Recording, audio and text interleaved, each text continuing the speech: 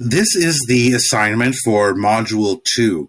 You want to critically evaluate a variety of web-based tools that have teaching and learning applications and prepare a research paper for submission. So this is a little bit more of a traditional assignment, a more traditional research paper.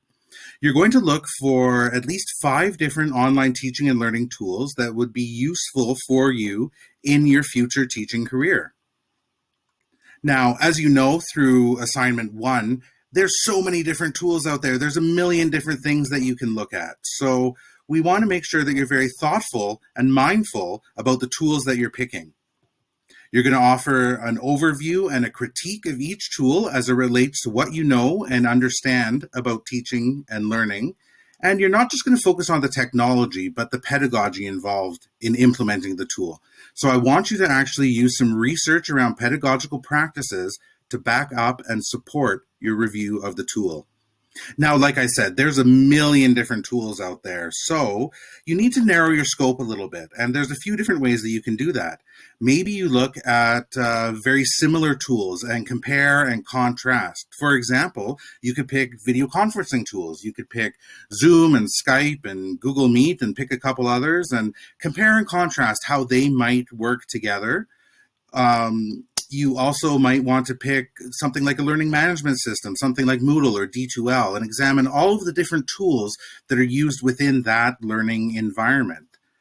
I think that one thing that many students pick is the last option here, and focus around tools used for a specific grade or subject area. So, for example, if you know in your PS3 that's coming up that you're going to be teaching grade 8 science, why not pick tools that you would use in grade 8 science? Now, the really clever thing about that is if you've looked forward to assignment number 4, you know that that's part of that assignment, is that you're actually creating an entire web-based resource using some of these different tools.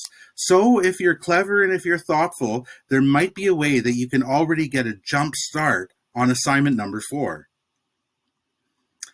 Now, a lot of information available is pertinent to post-secondary education. It's based in the United States, and in some cases, to be honest, it's focused on out-of-date teaching and learning methodology. So your review should be conscientious of your future work as a K-12 educator, a Canadian educator, and an educator in 2023 and beyond.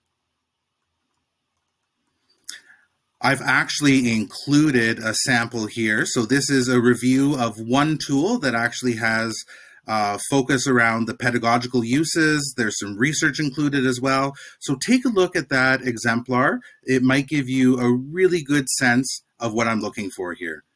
As always, if you have any questions, don't hesitate to post a message in the discussion board or send me an email. I want to make sure that you do really well on this project.